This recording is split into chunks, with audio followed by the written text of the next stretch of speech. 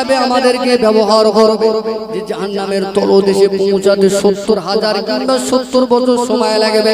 আল্লাহ নবী আমার জিবরাইলকে জিজ্ঞাসা করলেন, ও ভাই জিবরাইল রে, ওই জাহান্নামের দরওয়াজা কত বড় হবে?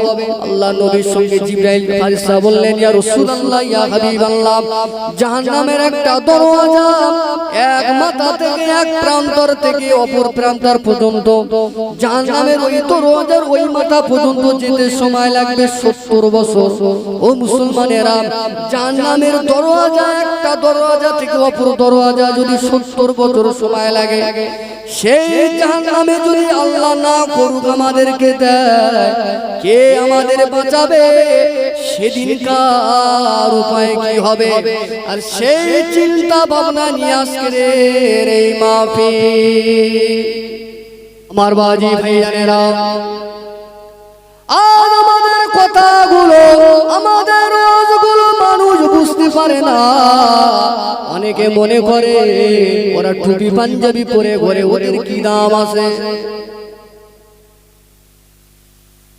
আমরা বড় চালাক হয়ে গেছে, আমরা BMW গাড়ি, ফরচুনার গাড়ি নিয়ে ঘুরি, পালসার 220 গাড়ি নিয়ে ঘুরি, আর 125 নিয়ে আমরা ঘুরি। বলি সাহেব বেটারা, ওরা তো লোকের বাড়ি পড়ে পড়ে খায়, খেটে তো খেতে হয় না, ওরা কি বুঝবে? ও আমার ভাইজানেরা, মনে রাখবেন, কুকুর আপনি যদি পোষেন, ওই কুকুরকে আপনি গোশত যদি নাও দেন, যদি কাঁটা খাওয়ান, ওই কাঁটা খেয়ে কিন্তু আপনার সঙ্গে নেমো খারাম করবে না। ওই কাঁটা খেয়ে কিন্তু কুকুর কুকুরের ধর্ম পালন করবে। যদি বলেন কিভাবে? একটা মালিক একটা কুকুর কিনেছে শখ করে, কুকুরের নাম দিয়েছে লালু। লালুর কাজ হলো মালিকের সম্পত্তিটাকে চৌকি দেওয়া। গভীর রাতের বেলা মালিক কষ্ট করে ঘুমিয়ে পড়েছে, এখন চোর বেটা ঢুকেছে মালিকের বাড়িতে। কুকুর তখন ভাবতে লাগলো, আমার মালিকের বাড়ির মুতাল লোক ঢুকেছে, মানে মালিকের শত্রুরা। কুকুরের কুকুরের কাছে মালিকের বাড়ি অচেনা লোক গেলেই ভাবে মালিকের দুশমনেরা। কুকুরের কাজ হলো কেউ কেউ করা। মালিক রেগে গিয়েছে আর বললেন, লালু তলায় থেকে হাত মারছে, আমার মাথা যন্ত্রণা করছে, আমার কষ্টের শরীর, তুই যদি দ্বিতীয়বার দেখেছি ডান্ডা মেরে একেবারে ঠান্ডা করে দুনিয়া পার করে দিয়ে আবার চাইনিজ কুকুর কাল কিনে আনলাম। মালিকের যখন কথাবার্তা বলে, চোর বেটা সাবধান হয়ে গিয়েছে, বলে চল এখন থেকে রয়েছে আসিনে। আবার মালিক রাত গভীর হয়ে গেলে ঘুমিয়ে পড়লো। আবার ওই চোরগুলো দ্বিতীয়বার স্টেপ নিল চুরি করবার জন্য। কুকুরের স্বভাব, মালিককে বাঁচানো, আবার ডাক শুরু করলো।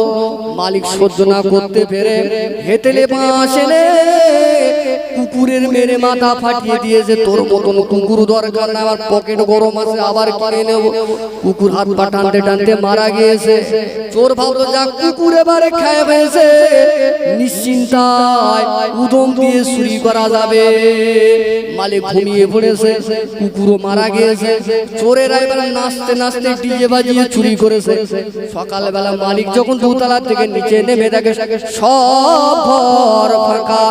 মালিক তখন ভাবছে, রাতের বেলা লালু তাহলে ওই জন্যই ডেকেছিল।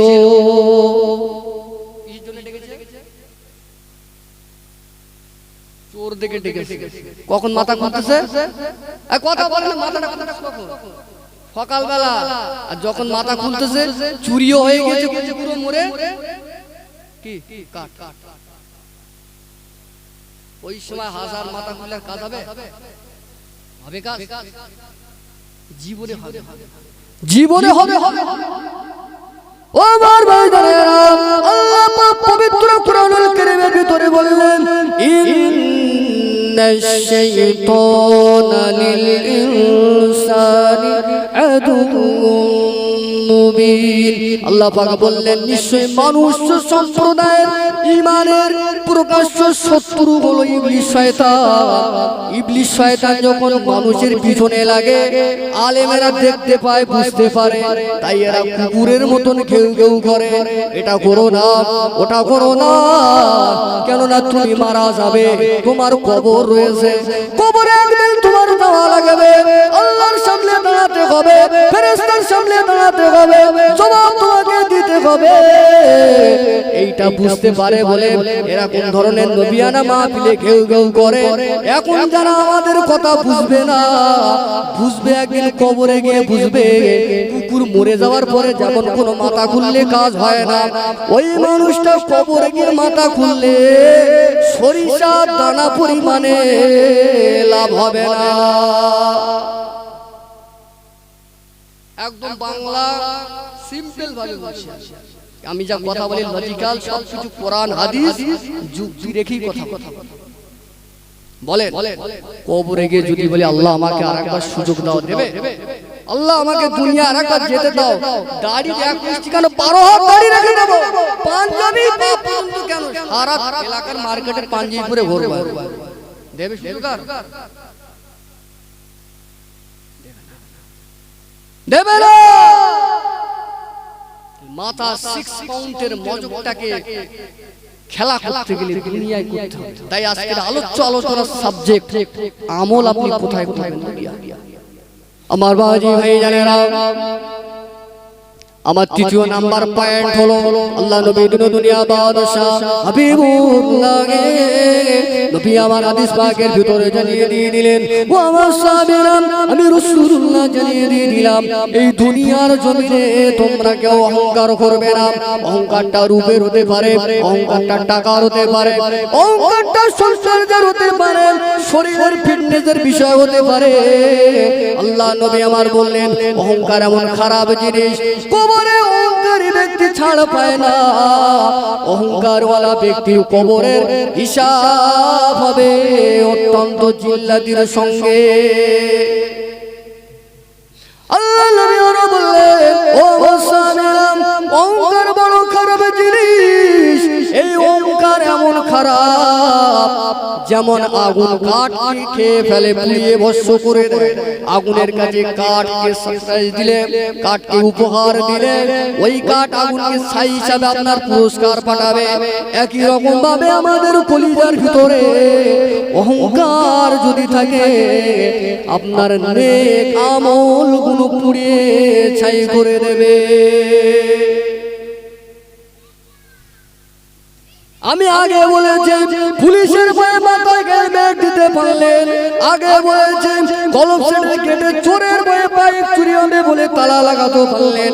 মায়েরা বোনেরা, বন বিড়াল এবং আপনার শিয়ালের ভয়ে মুরগি থেকে হাঁস চুরি হয়ে যাবে বলে ডোবে তালা লাগাতে পারলেন। কিন্তু আল্লাহ পাক আল্লাহ তাআলা আমার আপনার কলিজার ভিতরে যে মহামূল্যবান সম্পদ ঈমান দিয়েছে, আল্লাহ কুরআনুল কারীমের ভিতরে বললেন, ইন্নাশ শাইতানা লিল ইনসানি আদুউম মুবিন। মনোরম আল্লাহ পাক পবিত্র কুরআনুল কারীমের ভিতরে বললেন, এ আমার বান্দারা, আমি আল্লাহ পাক জানিয়ে দিয়ে দিলাম শয়তান ইবলিসের ভয়ে, শয়তান ইবলিসের ভয়ে তোমার মহামূল্যবান সম্পদ ঈমান, ওই ঈমানটাকে বাঁচানোর জন্য ঈমানের ঘরে তালা দেওয়া লাগবে। ও ভাইজানেরা, বাইক চুরি হয়ে গেলে বাইক আপনি পরে কিনতে পারবেন, টাকা চুরি হলে পরে আল্লাহ পাক চাইলে মেহনত করে টাকা জোগাড় করতে পারবেন। মুরগি বন বিড়ালে নিয়ে গেলে টাকা দিয়ে মুরগি আবার আপনি কিনতে পারবেন। কিন্তু শয়তান যদি আপনার ঈমান নিয়ে চলে যায়, ওই ঈমান দুনিয়ার কোনো মার্কেটে খুঁজে কিনতে পাওয়া যাবে না। আর ওই ঈমানকে বাঁচাতে গেলে নাম্বার 1 পয়েন্ট হলো ইত্তাকুল্লাহ, আল্লাহ পাককে ভয় করা লাগবে। আর আল্লাহর ভয় যখন আপনার কলিজার ভিতরে হবে, কলিজার ভিতরে এসে যাবে, এত সুন্দর টাকা খরচ করে মাহফিল দেওয়ার পরে মেলাতে মুসলমানের ছেলেরা থাকবে না, মেয়েরা মুসলমানের মেয়েরা মেলায় বেপরদায় ঘোরাফেরা করতে পারবে না। কলিজার ভিতরে যদি খোদার ভয় থাকে, মসজিদের বাকি 2 কাতার ছাড়া বাকি 5 কাতার পুরো ফিল আপ হয়ে যেত, ফজরের টাইমে জুমার দিনের মতো লোক হয়ে যেত। মুসলমানের কলিজায় যদি খোদার ভয় থাকতো মুসলমান মদের গ্লাস হাতে ধরতে পারতো না। মুসলমানের কলিজায় যদি খোদার ভয় থাকতো জেনা ব্যভিচার চুরি ডাকাতি মেরে নেওয়া কিনে নেওয়া তোলাবাজি করা চিটিংবাজি করা লোককে ঠকানো হক ভাগিয়ে নেওয়া আত্মীয় স্বজন সম্পর্ক বিচ্ছিন্ন করা এক কথায় টু যে মুসলমান কোন গুনার পথে লিপ্ত হতে পারতো না। তাই আল্লাহ পাক সর্বপ্রথমে বললেন হে আমার বান্দা বান্দীরা তুমি যদি আল্লাহওয়ালা হতে চাও তুমি যদি নামাজি হতে চাও তুমি যদি মুত্তাকি পরহেজগার সালেহিন আবেদিন শাকিরিন আপনার মুত্তাকি বান্দা যদি তুমি হতে চাও সর্বপ্রথমে তোমার কলিজার ভিতরে কোরআন থেকে ভয় নামক অ্যাপসটাকে নামিয়ে ঈমানের ঘরের ভিতরে সেটিং করো। আর কোরআন থেকে ঈমানের ভয়ের অ্যাপসটা যদি সেটিং করতে পারো কোরআন মিনাজ জুলুমাতি ইলান নূর অন্ধকারে যেমন আপনার লাইট যেমন আপনার পথ দেখায় ভালো রাস্তা দেখিয়ে দেন কোরআন থেকে যদি আপনি আল্লাহর ভয়ের অ্যাপসটা যদি অন্তরে সেটিং করতে পারেন এই কোরআন দুনিয়ার জমিনে আপনার পাপের অন্ধকার জগৎ থেকে হেদায়েতের রাস্তায় পাঠিয়ে দেবে। সুবহানাল্লাহ। আল্লাহ নবী বললেন ও আমার সাহাবায়ে কেরামেরা আমি রাসূলুল্লাহ জানিয়ে দিয়ে দিলাম কাঠ যেমন আগুনকে খেয়ে ফেলে ভস্ম করে দেয় কাঠকে যেমন আগুন ভস্ম করে দেয় কোন বান্দা যদি দুনিয়ার জমিনে অহংকার করে আর যদি নামাজ পড়ে অহংকার করে যদি হিংসা করে অহংকার করে যদি চুরি ডাকাতি করে অহংকার করে যদি মনে মনে যদি কারো হক ভাগিয়ে দেয় ও আমার ভাইরা আল্লাহ নবী বললেন ওই বান্দার নামাজ ঈমান আর আমল দুনিয়ার জমিনে কোনো কাজে লাগবে না। এই কারণে কাজে লাগবে না তার নামাজটা আল্লাহর উদ্দেশ্য হয় রে তার রোজাটা আল্লাহর উদ্দেশ্য হয় রে তার নামাজ রোজা দিন শরিয়াত হয়েছে এলাকার মানুষ তাকে রেসপেক্ট সম্মান করবে বলে এই আশায় সমাজে এমন মানুষ দেখা যায় হজে টাকা হয়েছে তো তাই হজে গিয়েছে লোকে উমরা করে আসলে বাহাবা দেবে তাই উমরা করে এসেছে ঘন ঘন আমাকে সালাম মারবে এই আশা নিয়ে হজ করে এসেছে লোকে আমাকে নামাজি ভেবে রেসপেক্ট করবে সম্মান করবে দেখা যায় অনেকে এই নিয়াতে নামাজি হয়েছে। আল্লাহ রাসূল বললেন ইন্নাল্লাহা লা ইয়ানজুরু ইলা আজসাদিকুম ওয়া ইলা কুলুবিকুম ওয়ালাকিন ইয়ানজুরু ইলা কুলুবিকুম। আল্লাহ রাসূল হাদিস পাকের ভিতরে জানিয়ে দিয়ে দিলেন ওয়া মাসাবিরা আমি রাসূলুল্লাহ হাদিস শরীফের মধ্যে তোমাদের জানিয়ে দিয়ে দিলাম কিয়ামতের ময়দানে মাশাআল্লাহ আল্লাহ যখন বিচার করবে বান্দার দুনিয়ার কোন পোশাক দেখে বিচার করবে না বান্দার শরীর দেখে বিচার করবে না আল্লাহ দুনিয়ার কোন অর্থ কি নেতার বেটা ছিল কি পীরের বেটা ছিল হিসাব দেখে আল্লাহ পাক হিসাব নেবে না আল্লাহ পাক কিয়ামতের ময়দানে বান্দার হিসাব নেবে তার অন্তর কি বলেছে আর কাজটা কি করেছে এই অন্তরের সঙ্গে মিলিয়ে আল্লাহ তার হিসাব নেবে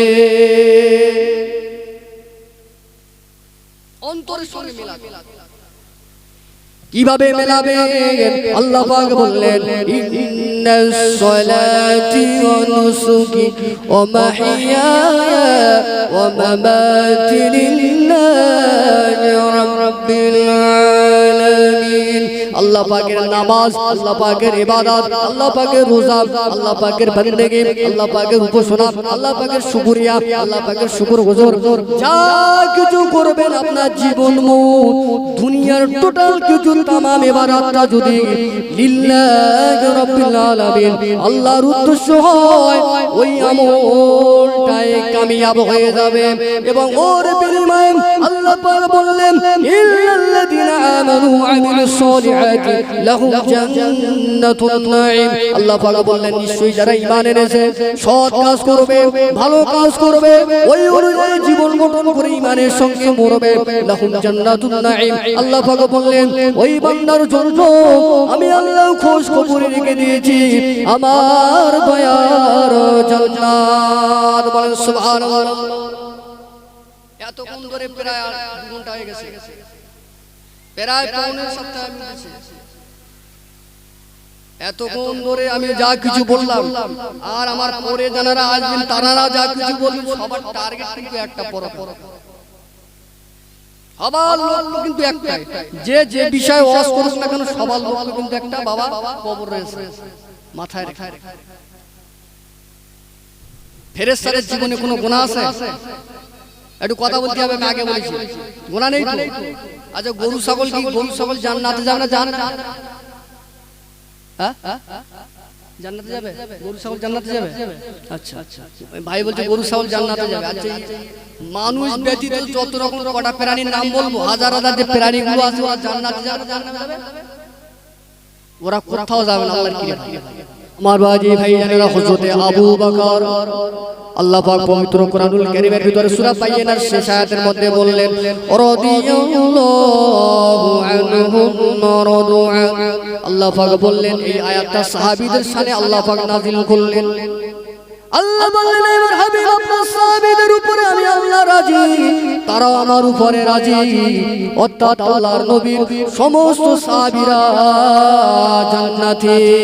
বলো সুবহানাল্লাহ। সব সাহাবী জান্নাতি, কেউ জাহান্নামে যাবে না। একটা সাহাবীর কত দাম! দুনিয়ার সাহাবীদের জামানার পর থেকে নিয়ে কিয়ামত পর্যন্ত এই পৃথিবীর জমিনে যত আলেম, যত পীর সাহেব, যত আল্লাহওয়ালা মানুষ আছে, সবার সারা জীবনের আমল যদি এক পাল্লায় রাখা হয়, একটা সাহাবীর জীবনের একদিনের আমলের কাছে দুনিয়ার সমস্ত মানুষের আমল হেরে যাবে। বলো সুবহানাল্লাহ। কেন কেন হারবে? তানারা ছিলেন পৃথিবীর জমিনে শ্রেষ্ঠ সময়, তানারা নবীর দর্শন পেয়েছে, নবীর সহবত পেয়েছে। আজ থেকে ১৫০০ বছর একটা রাত ছিল পৃথিবীর মধ্যে সব থেকে দামি রাত ছিল, পৃথিবীর মধ্যে শ্রেষ্ঠ দিন ছিল। ওই দিনগুলোর মানুষগুলো যারা নবীর সঙ্গ দিয়েছিল, তারাই কোরআনের আয়াতের দ্বারা জান্নাতি হয়ে গেল। বলে সুবহানাল্লাহ। তারপরেও নবী আমার খাস ভাবে ১০ জন সাহাবীকে নবী আমার গুনে গুনে জান্নাতের সুসংবাদ দিয়েছিলেন। এক নম্বরে হযরতে আবু বকর, হযরতে ওমর, হযরতে উসমান, হযরতে আলী রাদিয়াল্লাহু তাআলা আনহু, হযরতে আব্দুর রহমান ইবনে আওফ, হযরতে তালহা রাদিয়াল্লাহু তাআলা আনহু, হযরতে জুবাইর রাদিয়াল্লাহু তাআলা আনহু। আল্লাহ নবী আমার ১০ জন সাহাবীকে গুনে গুনে জান্নাতের সার্টিফিকেট দেওয়ার পরেও তাদের দুনিয়ার জীবনে কোন হুজুরের কাছে শুনেছেন কি নামাজ কাজা করেছে বলে মনে হয়? তাহলে যে সাহাবীদের জান্নাতের সার্টিফিকেট ছিল তারপরে নামাজ কাজা কথা বলতেছেন কেন? করেনি। আমাদের জান্নাতের সার্টিফিকেট আছে নাকি? কিছুই নেই। তাহলে আমাদের নামাজ কাজা, কাজা তো দূরের কথা, পড়ে না। আরে কাজা কারে বলে? তিনি নামাজ পড়ে, কাজা হয়ে গেছে পড়ে দেবে, তিনি নামাজ পড়ে। কাজা তো দূরের কথা, হোঁচট লেগে দক্ষিণ মুখ হয়ে পড়ে, পশ্চিম দিকে মুখ করে ভুল করে পড়ে না। আর সমাজে যুবক ছেলেরা এত চালাক হয়ে গিয়েছে, সিনেমার নায়ক শুটিং করতে ২০ তলা ছাদ দিয়ে লাফ মারলো, ঝাঁপ দিল, তারপর বেঁচে রয়েছে, মরে না। হুজুরেরা যদি একটা কথা বলে প্রমাণ না দিলে মানব না। সিনেমার নায়কদের কাছে জবাব চায় না, হুজুরদের কাছে কথা বলতে গেলে দলিল দেওয়া লাগবে।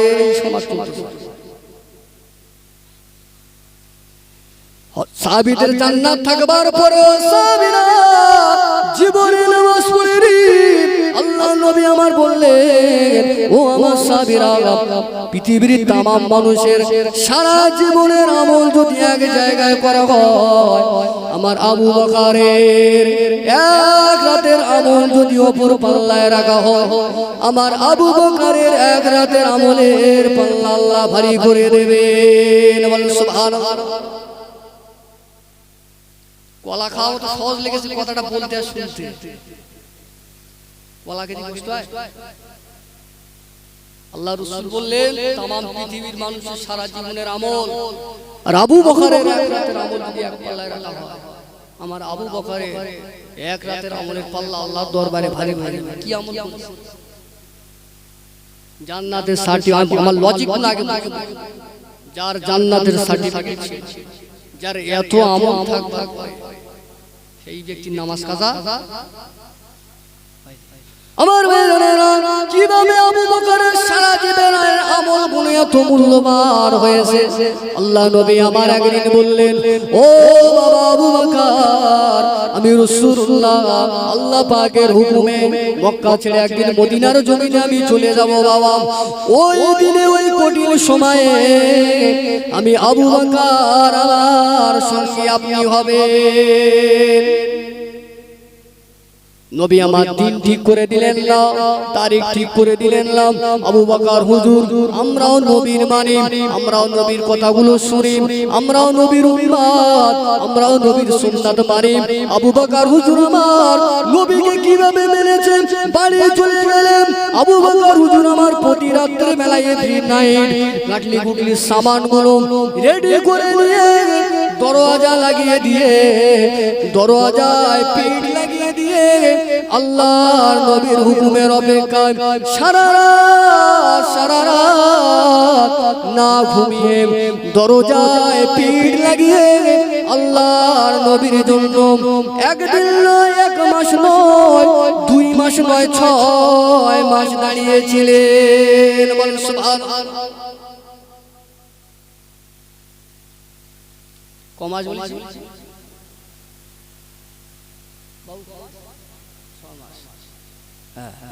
ঠিকঠাক 6 মাস।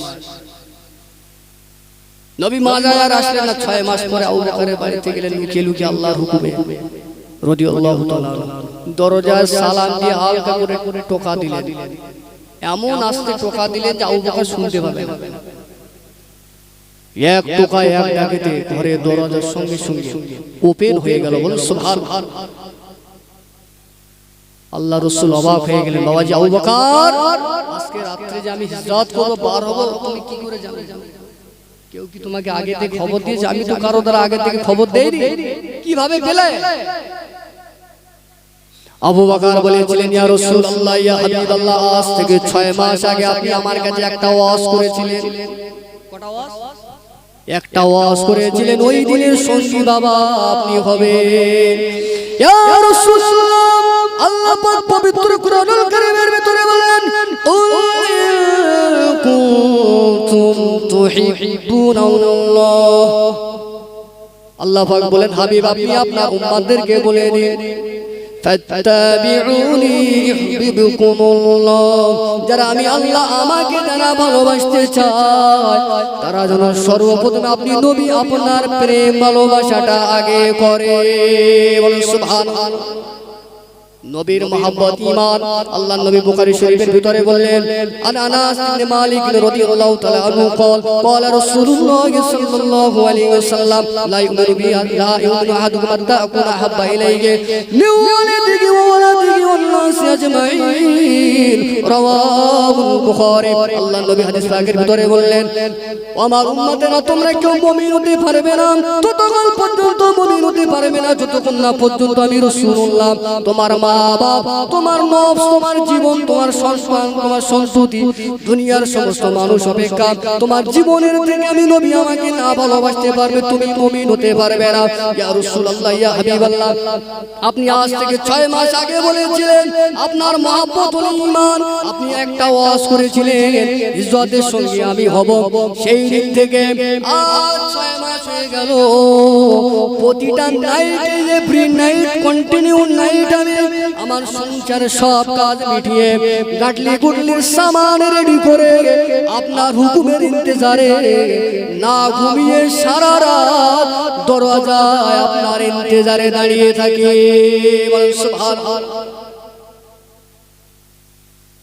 ও আমার ভাইজানের, কাল থেকে ডিসপাইল আমি এটাই বলতে চাই, আবু বকরকে আল্লাহ নবী একটা ওয়াজ করেছেন, 6 মাস ঘুমায়নি। একটা ওয়াজ করেছে, 6 মাস ঘুমায়নি। আমার মতন কত দর্জন হুজুর আপনারা হজম করেছেন, কত হাজারো হাজার ওয়াজ শুনেছেন, সূরা ফাতিহা মুখস্থ হয়েছে বলে মনে হয়।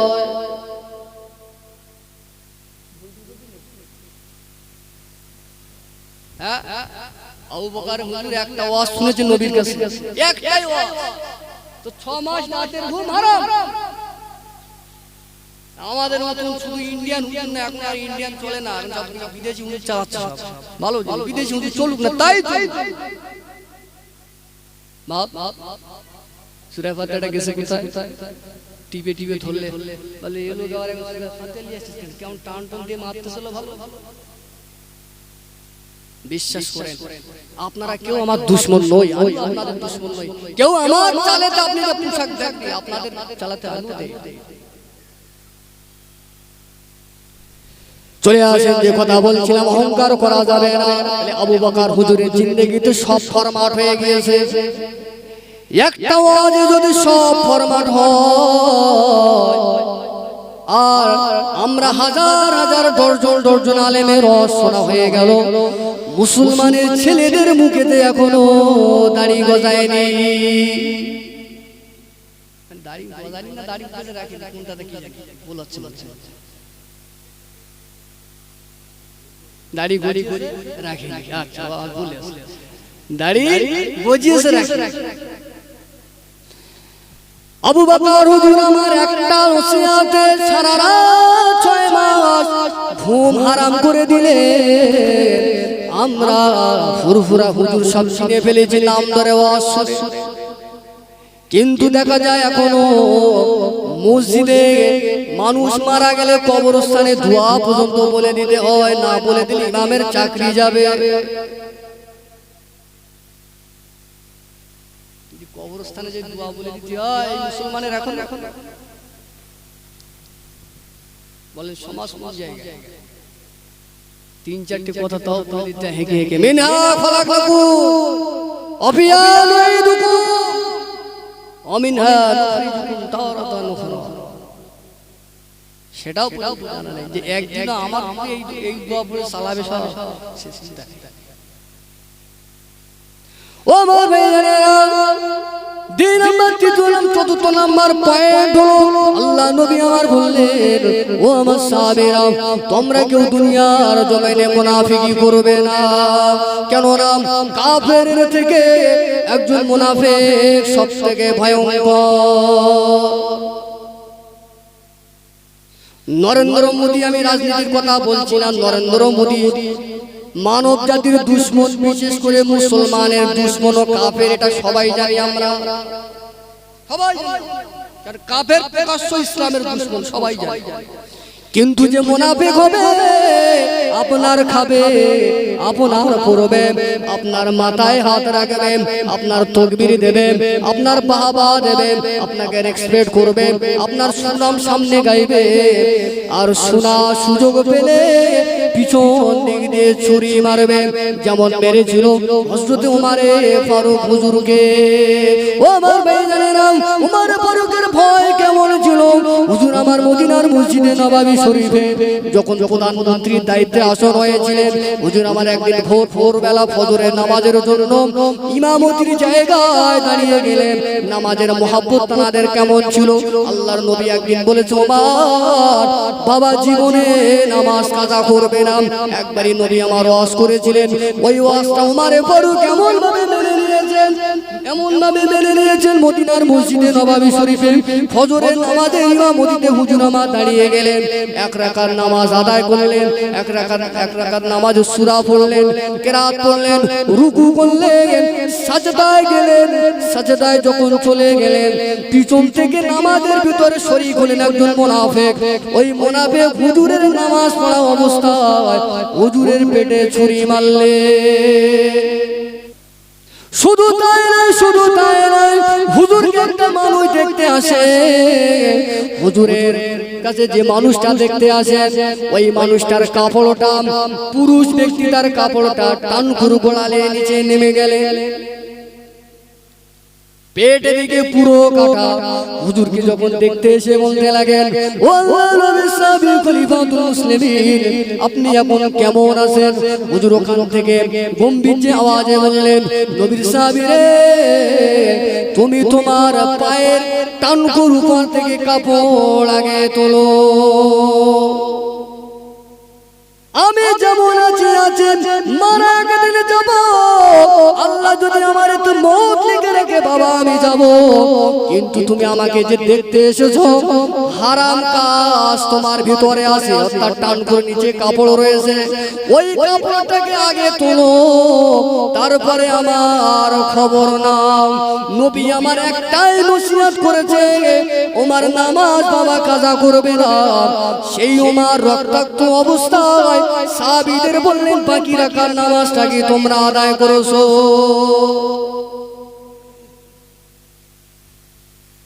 আমরা কোন জায়গায় আছি?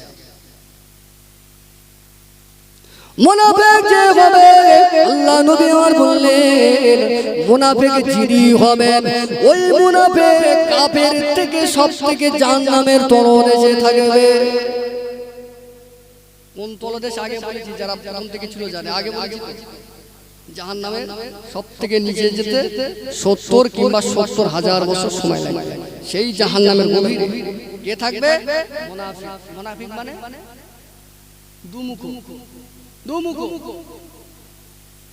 দুমুখো ব্যক্তি। আল্লাহ নবী আমার মদিনার মসজিদে নববী শরীফে নবী আমার বসে রয়েছেন। এমন সময়তে একজন ব্যক্তি আসলেন, আল্লাহ নবীর কাছে এসে বলতে লাগলেন, ইয়া রাসূলুল্লাহ, ইয়া হাবিবাল্লাহ, আমার আব্বাজি মারা গিয়েছে, আমার আব্বাজি নসিহত করে গিয়েছে, জানাজার নামাজের ইমাম আপনি হবেন। আল্লাহ নবী বললেন, তোমার আব্বার নাম কি?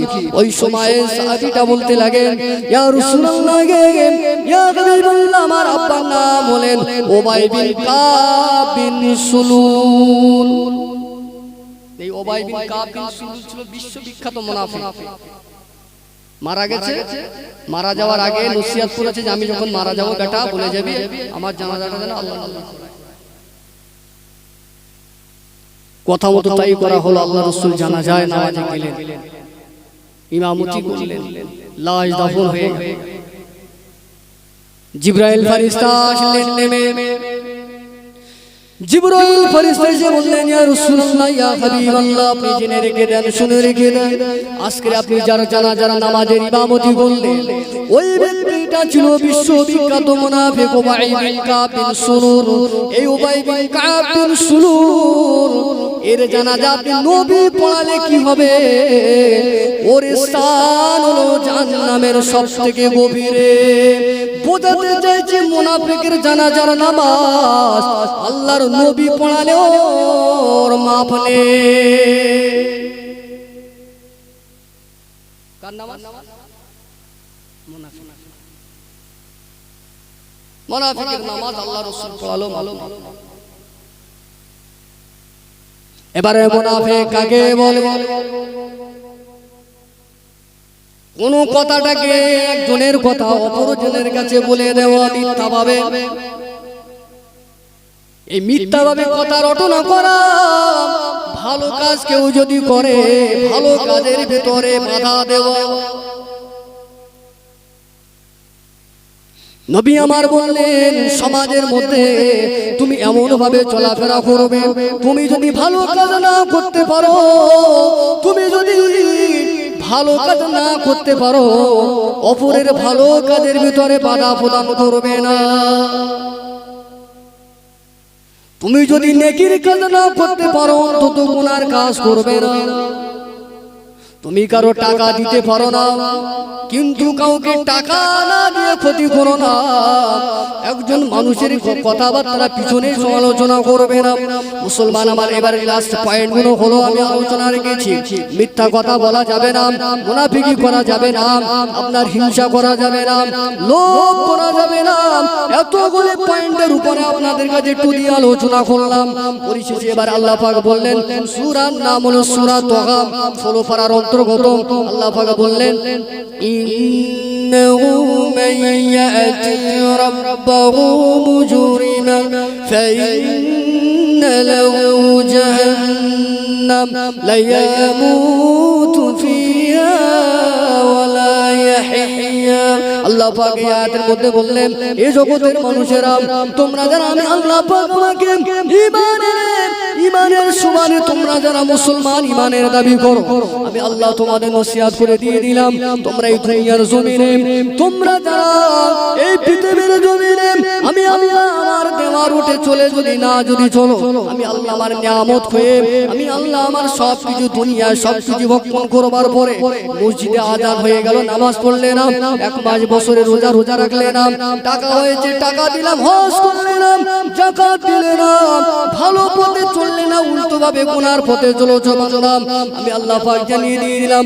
মুজরিম হয়ে অপরাধী করে অপরাধের পাপের বোঝাটা যদি আমার মাথায় নিয়ে আসো আমার সামনে মাথায় করে নিয়ে আসো আমি আল্লাহ ব্যাড নিউজ শুনিয়ে দিয়ে দিলাম আমি আল্লাহ পাক ব্যাড মেসেজ তোমাকে দিলাম খারাপ সংবাদ দিলাম ফাইনাল্লাহু জাহান্নাম তোমার জন্য মওজুদ করে রেখে দিয়েছি জাহান্নাম কেমন জাহান্নাম লা ইয়ামুত তাতে গেলে মউত হবে না ওয়ালা ইয়াহইয়া না তাতে বাঁচবে পরের আয়াত আল্লাহ পাক বললেন ওয়া মাইয়াতিহি মুমিনান ক্বাদ আমিলাস সালিহাত আল্লাহ পাক বললেন যারা আমি আল্লাহ পাক আমার সামনে যারা আসবে নেকি নিয়ে সৎ কর্ম নিয়ে নেকির বোঝা মাথায় করে নিয়ে আসবে আল্লাহ পাক 9 পারার অন্তর্গত সূরার নাম আরাফ সূরা আরাফের ভিতর আল্লাহ পাক বললেন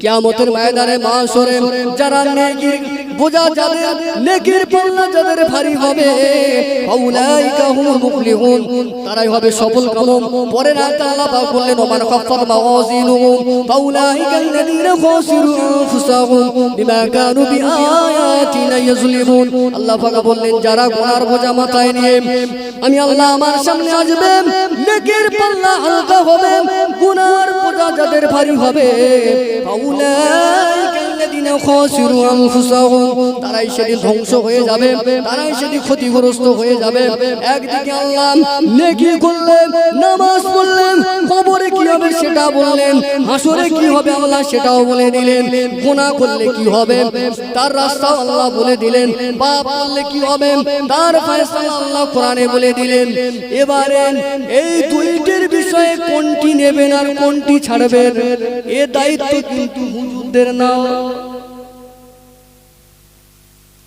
আমরা শুধু বাল্লিগু আন্নি ওয়ালাউ আয়া জানলাম আপনাদের কাছে পৌঁছে দিলাম আপনি যেমন দুনিয়ার ভালাইটাকে ক্যাশ করলেন যেভাবে গাড়ি বাড়ি চিন্তা ভাবনা যেভাবে চিন্তা ভাবনা নিয়ে ডেভেলপমেন্ট করলেন মডিফাই করলেন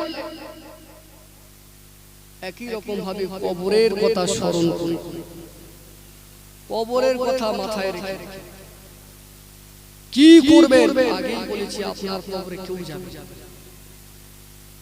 এসেছেন একা চলে যেতে হবে একা এসেছেন একা চলে যেতে হবে কেউ আমার সব